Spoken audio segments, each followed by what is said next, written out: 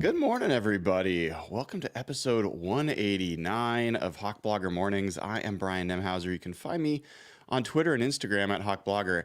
And you might hear me speak a little more with hushed tones this morning because it is a wild thing to do a podcast at 7 a.m. on a Sunday morning. I still got family sleeping in the house, so I don't want to wake anybody up. But I am not the only sicko out there. On a whim, I was like, "Hey, Griff, any interest in joining this show?" And he's like, "Oh yeah, I'm up that early." Let me welcome to the show. If you don't know him already, Griffin Sturgeon at C Mike Spin Move on Twitter, man. How you doing, dude? Doing all right. Thanks for having me on. Yeah, I'm an early bird as well, but not by design.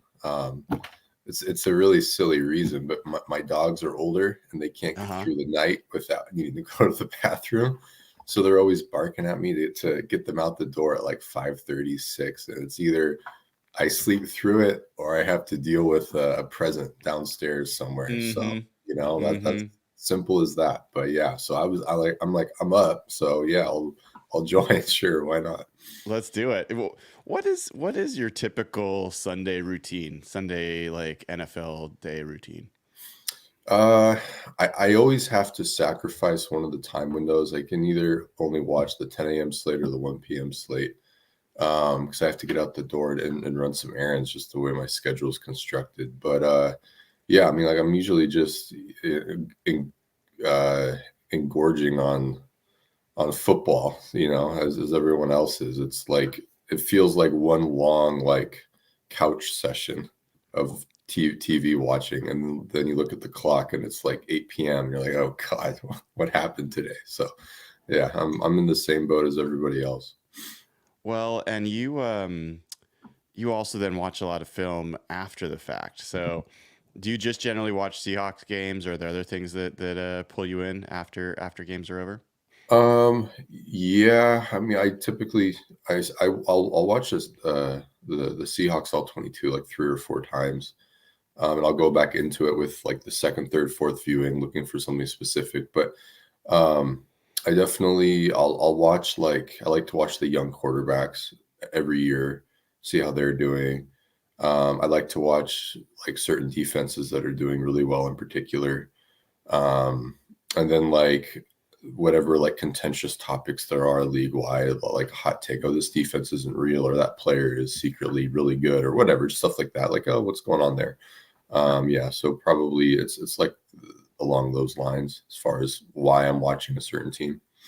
What's got your attention so far in the first 3 weeks? So like the Commanders' offense, are they quote unquote real? You know, Mm-hmm. it's hard because they are doing really well, but you have to ask yourself, is it sustainable to just hit as many go balls as Jaden Daniels is? I mean, like you want to say yes because you don't want to root against a young player. But watching, I'm like, yeah, but if he doesn't connect on these, what is the offense? Because surely like variance is going to kick in at some point, even if he continues to play well.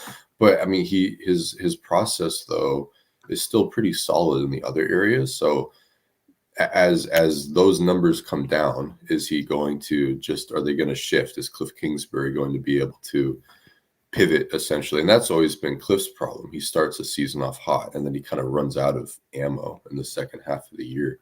Um, so I'm also watching Caleb, and like he looks, his stats are terrible right now. But honestly, if like his process looks like really good right now in terms of his actual decision making.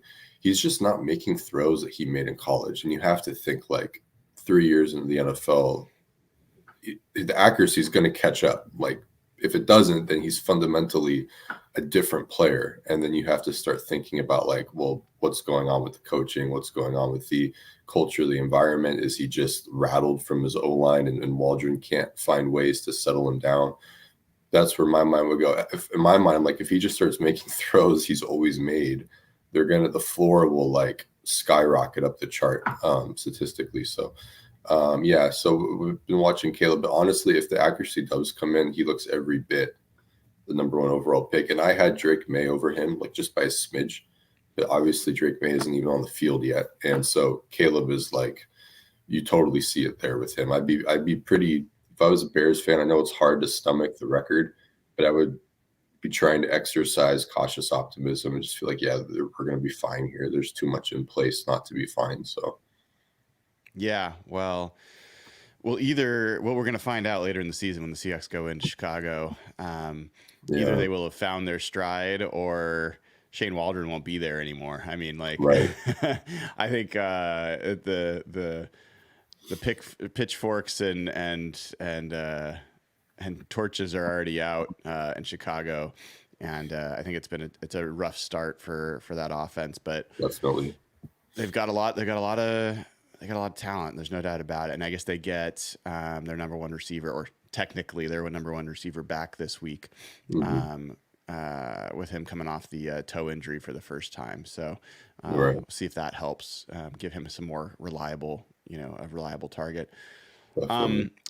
Switching gears to the Seahawks, Griff, Griffin Sturgeon from the Seattle Overload podcast. So yesterday, got the injury news from the Seahawks, and everything was to be expected except for Boye Mafe being out. And I think the other thing that was not expected is Jerome Baker being questionable and not out. It felt like Seahawks fans jumped off a cliff yesterday when that report came out. And I think that some of it was not everybody assumed Murphy and Leonard Williams were going to be out. When every single sign was that they were never going to play this game. And then the other piece being Mafe. And I wanted to get what was your reaction when you saw that news? Yeah, so I already, about the Lions game, I couldn't make my mind up about how I felt to begin with. And I think I settled on, well, it's going to be a coin flip game. And then when that news came out, losing essentially 75% of your first string and then 25% of your depth at D-line, I mean, on paper, objectively, neutrally, it feels like it tips the scales in the Lions' favor from a coin flip to 60-40, I don't know. I think it's more of an issue from a stamina standpoint, because the remaining players they have, I mean, every single guy that will suit up is playing really good football. Jaron Reed is playing quietly. He's doing all that boring stuff extremely well in the trenches. And then he's also doing splashy stuff. I mean, he's getting into the backfield as well. He's got a high pressure rate.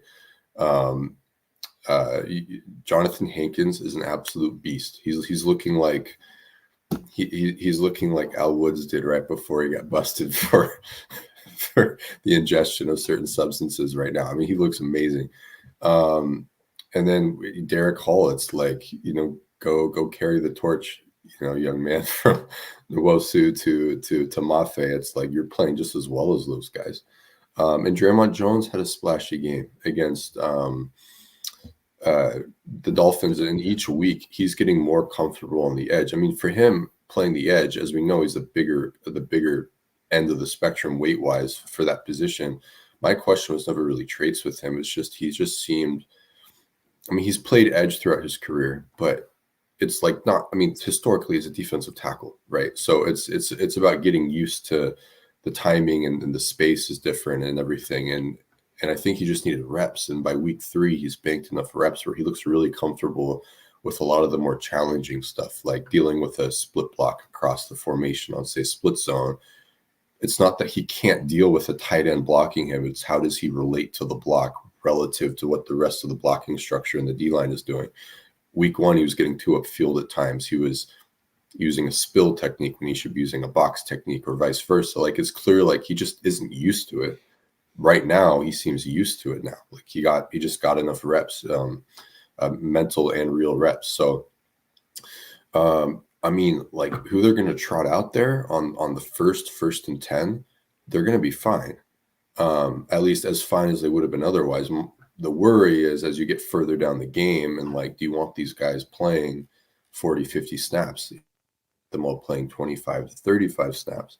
So it's going to, as we know, rely on what Mike Morris can do. And again, from what little we've seen of him, I mean, he's looking fine.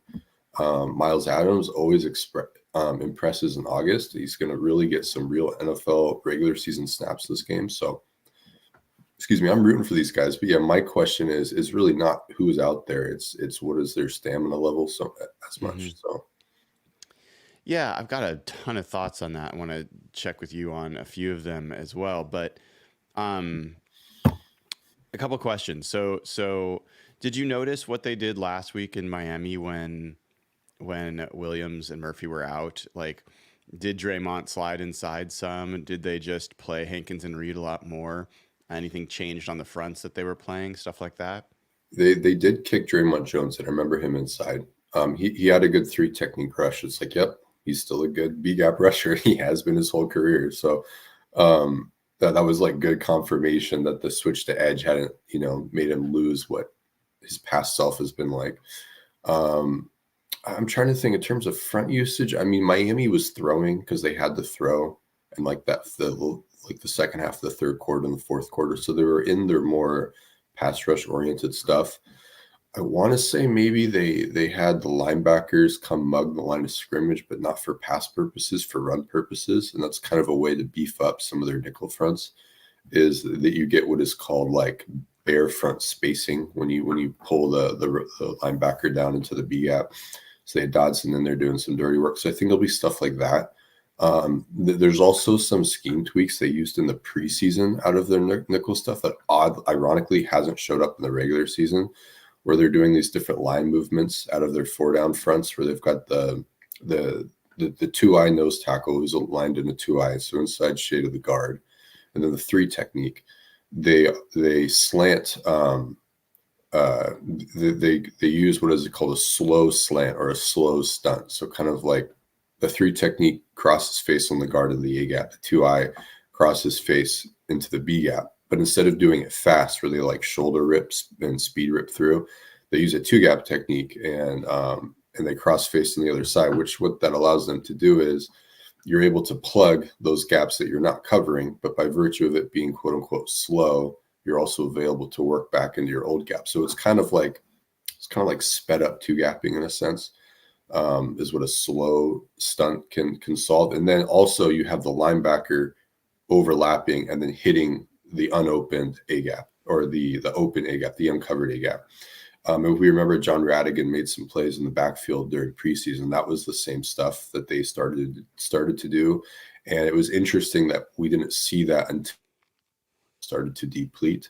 So that's clearly like a lever Macdonald has of how can I relieve stress on our D line out of certain certain fronts and stuff. So yeah, it's going to be a numbers game, because to me, the answer to this is when you're uncertain about your D line against a line like this, and maybe even with that full strength, to me, I would just play your bare front, which Macdonald calls soak. But you got two B gap players and an A gap, two gapping nose tackle. And then they have a nickel version of it as well, which they've used sparingly. But to me, like, you want to just put bodies in the middle, especially against an O-line like this, but they may not have the guys to cycle in three defensive tackles like the numbers, and then keep them fresh in order to accommodate what the front needs, because you don't want to have happen to you what the Cardinals did last week. If you watch the Cardinals Lions game, they're just getting pummeled in the first two drives, and they're playing the front that is like the most sound front you could play, and they're just getting tossed into the sideline practically. So yeah, we'll see. It's going to be a conundrum from him, because the injuries really impact what he can call. Yeah, I mean, you touched on a lot there, and the bear front was something I was going to ask you about, because my assumption is we're going to see a lot of that in this game. I mean, it just makes too much sense, whether or not they had these injuries or not.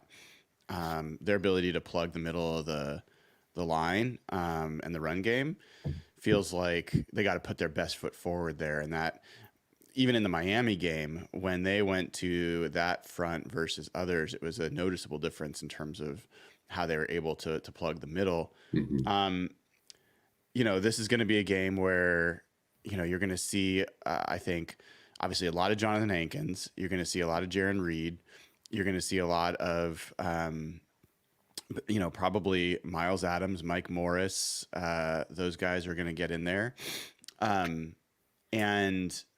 then you're probably going to see a practice squad nose tackle. You'll Mm. probably see Quentin Bohanna is probably my best guess of who they'll call up to be another body in there. And, I don't think he's a particularly good player. I also think that, you can be a 350-pound dude and still have some kind of impact in the middle of the line. And the Lions are missing Frank Ragnow, who Right. is a key part of the middle of that line. And their other guard, Graham Glasgow, who sounds like is going to play center, also hurt his arm in the Cardinals game. And so he's not going to be 100%. So I would rather have the Lions situation on the line than the Yeah. Seahawks, no doubt about it. But I think you have to tell the Frank Ragnow part of the story if you're going to tell the Byron Murphy and Leonard Williams part of the story. Because to be totally honest, Frank Ragnow is a better center than any single player that the Seahawks have on their defensive line. Like, he Mhm. is an outstanding center. Yeah. And so that's a huge loss for them. Definitely. And as we know, Goff is very sensitive to pressure. He's got good pocket movement, but there's still only so much he can do. Like there's operable pressure, then there's inoperable pressure, but he makes a lot of pressure look inoperable because even though I'm kind of contradicting myself, he does move in the pocket well. He's still hampered by his inadequate pocket athleticism. There's only so much he can do still. And if you can pressure him up the middle, I mean, it shuts the play down. Like, you keep Jared Goff clean and anything is possible, but you can't protect him, then your offense just kind of, he becomes check down Charlie all game long. So, yeah. Let's talk about that. So now I admit I am like so close to what's going on with this team. Someone coughs at the VMAC and I feel like I, am saying, excuse you, like whatever. So Yeah. to me, the Murphy and Mafe, sorry, the Murphy and Williams and Nwosu news was like 2 days ago, 3 days ago. Like, it was clear that those guys were not going to play in this game. Maybe Yeah. there was a little bit of chance that Leonard Williams they were going to keep till the very end and try to inject something. But if you look at the schedule, they got 3 games in 11 days. It's early in the season. They're really going to pull out all the stops to get guys in. Like, it just didn't feel like there was a reason. So I've already kind of metabolized that news. Like, Sure. they were out. The new news was the Mafe piece, and I was expecting that he would make the move to play in this game. He did not. And here's the thing, Griff. I've looked at this matchup a bunch. I don't think that straight edge pressure. There's a few things. I don't think straight edge pressure was going to be the thing that was going to make the difference in this game. Decker and Sewell are fantastic at what they do, and there's not if you're going into the game like counting on your edges just to create pressure off the edge. Like, I don't think that's a particularly high probability game plan defensively to do that. Yeah. So that's one that I just like. Of all games, I don't think Mafe is as critical in this one. 2, I think people forget the depth that they've got at edge. I think Tyus Bowser is a quiet addition that has played with Mike Macdonald, played at a pretty high level with Mike Macdonald, and had a pretty good first game last week against the Dolphins. Not to mention, you talked about Derek Hall. Not to mention Draymond Jones, who had his best game of the season last week. And then Travis Gibson, who, whatever you feel like, I don't think he's a zero.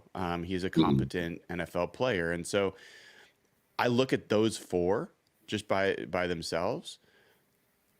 And then I go back and I look at who the Lions have played so far. If you want to make the case that, like, if you want to hold the Lions down, the offense down, you got to have great edge rushers. Here are the edge rushers that they've faced. From Arizona, Zaven Collins, LJ Collier, Dennis Gardeck, and Xavier Thomas. Gardeck's a nice player, but he's nowhere near as good as, I don't think, Derek Hall. Yeah. The Bucks had Yaya Diaby, who's I think a good edge player. Joe Tryon Shoyinka, Anthony Nelson, and Chris Braswell. The Rams had Verse, Byron Young, and Michael Hoyt, which is probably the best of those 3 teams' groups of edge rushers. Derek Hall, by almost any measure, has had a better year so far than Jared Verse. And that doesn't get into, the other guys that I mentioned. And one more thing, none of those teams got a lot of edge pressure. Like that wasn't like if you look at Arizona and you look at Tampa, they didn't hold the Cardinals to 20 points or less by their edge rushers having big games. It was other aspects. And to your point, Jared Goff throws 4 interceptions in those 3 games. They weren't because he was getting pressured from the edge. A lot of times it was because he was misreading a a faux pressure, a sim pressure, something like that, and had someone dropping into a zone that he wasn't expecting them to be. So I feel like people are maybe a little or a lot overreacting to this news. But that is not to say, like, obviously Seahawks are not better off without Boye Mafe. That is not the Right. case. I'm Right. just not sure it's like the difference in this game. Yeah, it may not affect them as much in the passing game. I think if it is a concern, my mind more goes to the run game. If it's going to be a factor. Yeah, I mean, I don't necessarily disagree with you on the pass stuff. I do agree. And then, like, also historically, Jared Goff is the type of quarterback that he can handle heat on the edge better than he can handle heat up the middle. And we remember what the Ravens did to the Lions last year. I mean, it was a game of like lots of disguise, lots of sim pressures and creepers, and even some 5-man stuff, 5-man pressures. To this point, and I think mainly because he hasn't had to spice it up, the Seahawks have been disguising, like, I think the 18th most in the league, at least by virtue of like how frequently they're moving the safeties around, like the shell changing from pre-snap to post-snap, according to PFF. Now, quietly, their sim pressure rate is actually pretty high. It's 31%, which is like 6th or 8th in the league, according to PFF. So that surprised me. But I think that was because internally, like anecdotally, the way I was internalizing that information was I was kind of associating sims paired with like coverage change. And he's kind of been telegraphing what the coverage changes when they sim pressure, because he's playing a game of like, I know you know what we're doing. I don't really care because you're Bo Nix. I'm gonna choke you out anyway. And in this case, I think we kind of finally see like the true, real proprietary Macdonald stuff. I mean, he pulls out every stop for this game, especially being undermanned. And that can also, like, scheming the pass up front can tie right into scheming the run as well. Like, you can bridge those worlds.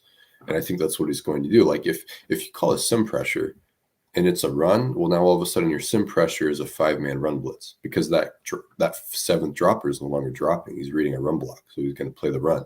So now you got a run blitz on your hands. So, and that's also part of like the not hidden, but the underemphasized defense is how he schemes the run is, well, he throws the second level at it, and that's a way to offset his base way of defending the run, which on paper yields some stuff. Like, that's a feature, not a bug. He's prioritizing the pass as he should in modern football. It's just a balance. I think we see even more of that this week, where he really tries to scheme the run up, especially at a too high. And that can also serve as offsetting maybe interior pass rush deficiencies over the course of the game. Yeah, and here's the thing, like, this was always going to be a game where Seahawks, if they've shown a weakness on defense, it's been run defense, and if they've shown a weakness in run defense, it's been up the middle. That's where a lot of the weakness has been. The Lions, in 3 games, they have rushed for 163 yards, 139 yards, and 187 yards. They still have only scored more than 20 points once. Yeah. So what are we saying? Are we saying that this means that the Lions are going to rush for 250 yards, 300 yards? Like, because what I think this game's about is, I mean, you can't have them rush for that much. So that you can't just have them literally just go wherever they want on the field with the running game. Mm-hmm. But I think what is going to really matter is the run defense bad enough, to your point, where the linebackers are having to get so involved so early and really crash that it's going to open up play action, and Laporta, whoever is going to be wide open over the, behind the linebackers, and really easy throws for Goff. And that they just get you on the, back and forth with run play action game, which Right. is what their bread and butter is. Like that's to me the bigger question. And so I don't think the difference between the Lions rushing for 120 or even 170 yards in this game is what's going to decide it. Right.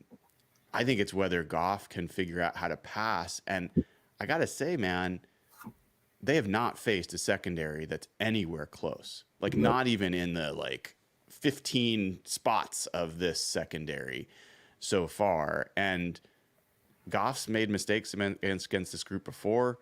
So I don't think that this is just like, oh man, the Seahawks are in real trouble in this game.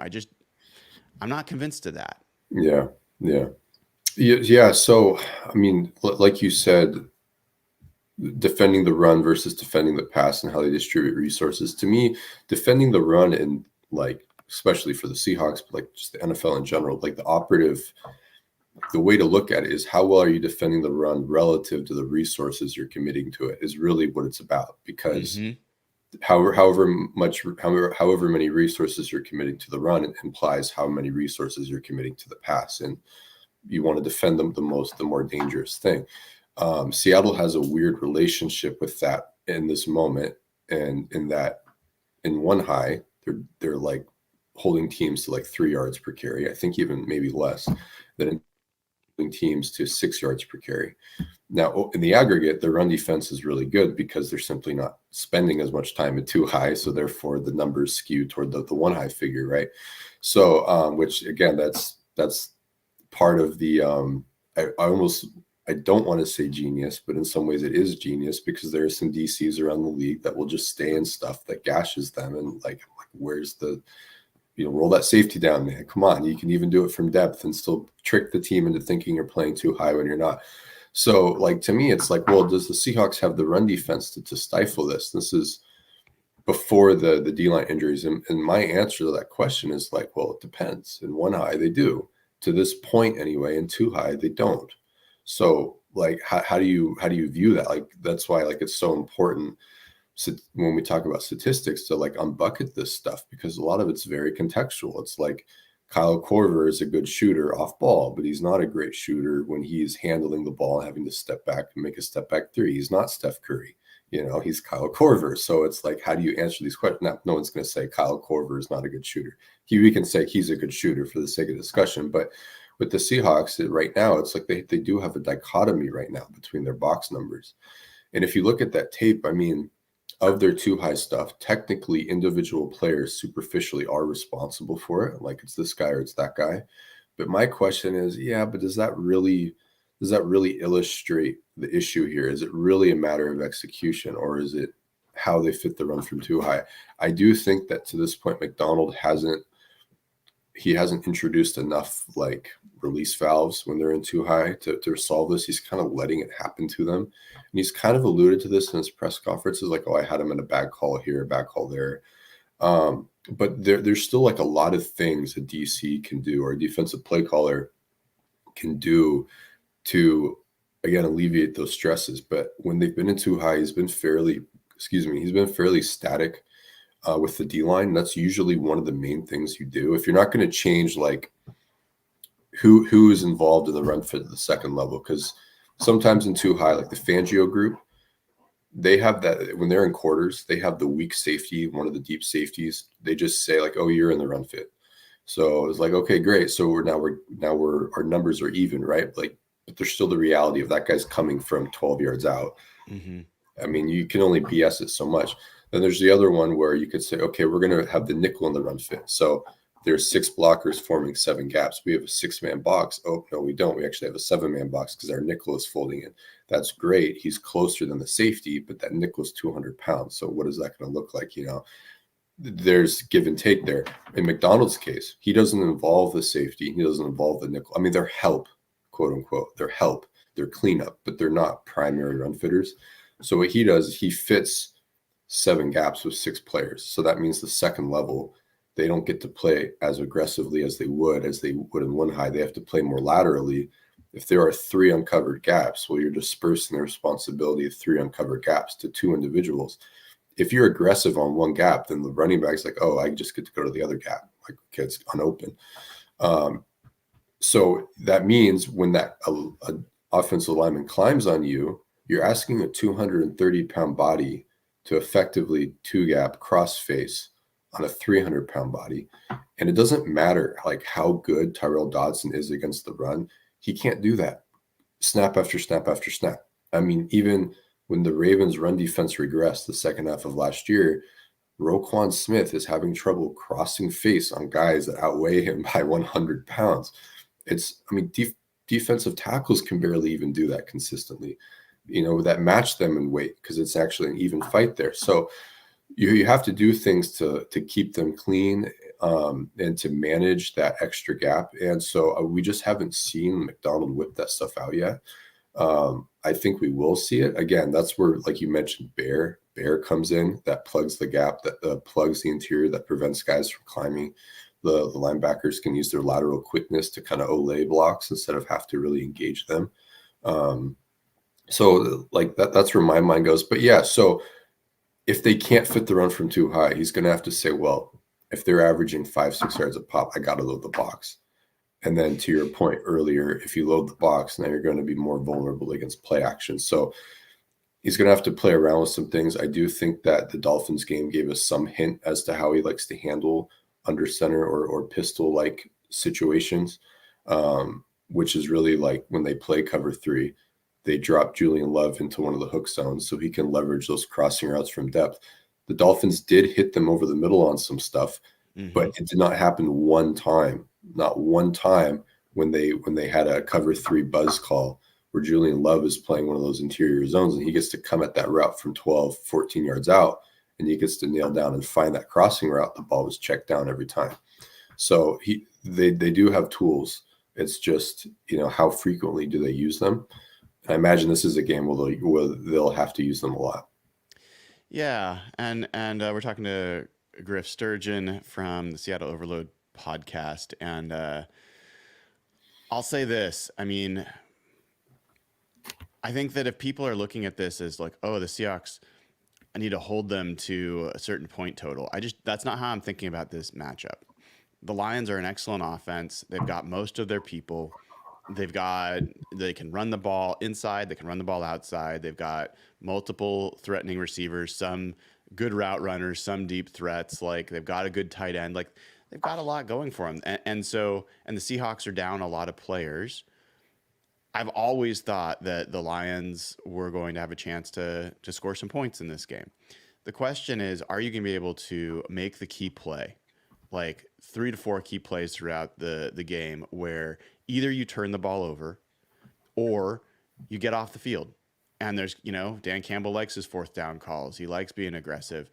And I like the Seahawks' chances with Mike Macdonald going against Jared Goff and Ben Johnson in those situations over the course of a game with the personnel he's got. I think I like the chances in those situations that the Seahawks are going to have a good opportunity to make the play. I think the Seahawks cornerbacks are a pretty big advantage from a matchup perspective with who they're going against. And I think it's going to have a pretty depressive effect on some of those players that the Lions like to go to. And then on the flip side, it's going to come down to what it always comes down to. Like, this is a game that probably more than the defense, I think the defense, like I said, going to have to make 3 or 4 plays throughout the game that tilt in their favor. But it's going to come down to Geno Smith and his receivers and what they're able to do against this defense. And gotta say, Griff, like, they're, other than pass protection, which is like the easy thing to say, I like that matchup for Seattle. And I will just point out, Seattle has not had good pass protection to this point, and Geno's done pretty well. I think that from a cornerback group, this is not the best cornerback group that they've faced so far this year. Who they faced in New England, I think, was a better group in the secondary, and I think Geno and that trio of receivers absolutely diced that group up.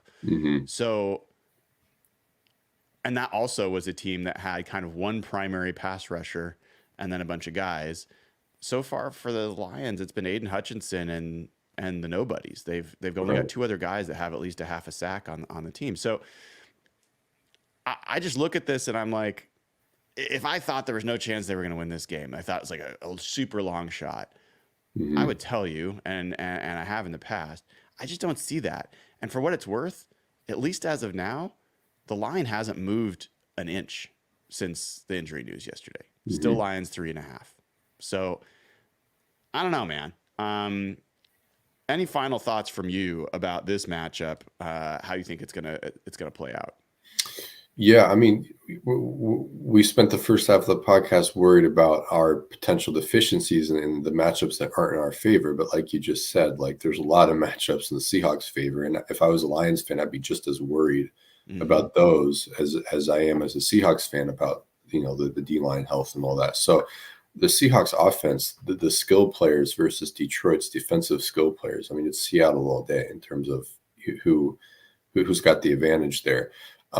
If we look at where the Lions are doing okay defensively overall, where Can they I really, can I pause you for a yeah, second, Griff? yeah, This just came out. Ian Rappaport is reporting Brian Branch with an illness has been added to the injury report, listed as doubtful oh for the wow, game. Talk about a huge bit of news.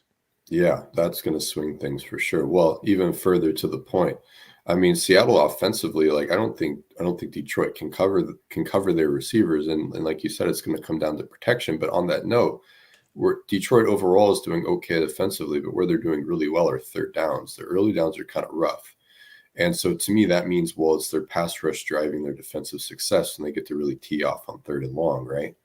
So Seattle's going to need to find a way to get not just move the ball on early downs, but they need to find a way to tilt the field on early downs and get deep air yard explosives, which they should be able to do.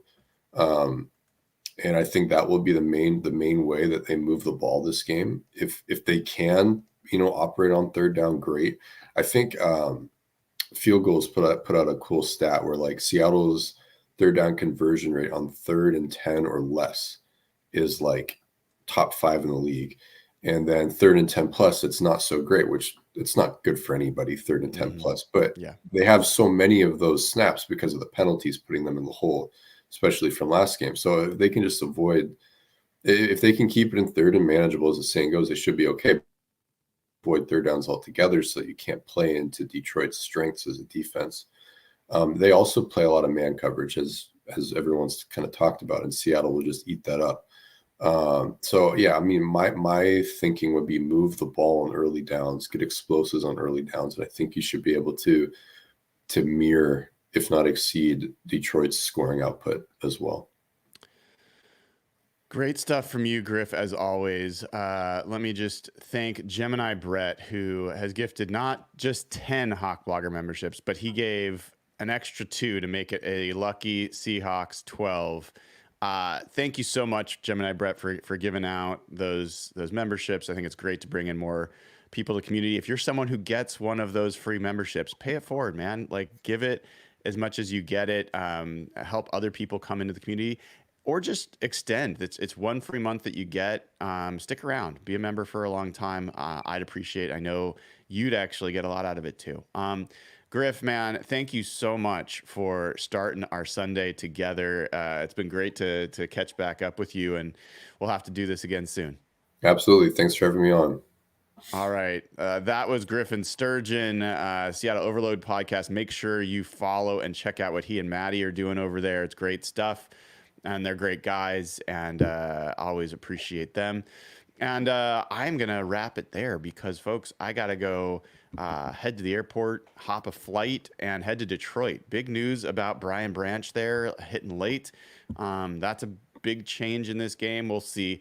Anytime it's illness and someone says doubtful, I still will say I wouldn't rule him out by, evening time tomorrow night. But if he is not able to play, that is a huge change, and we'll see how things unfold as a result of that. All right, everybody. Thank you for tuning in. Make sure you like and subscribe. I am Brian Nemhauser. You can find me on Twitter and Instagram at HawkBlogger. This has been 189 straight days of Hawk Blogger Mornings. Take care, y'all.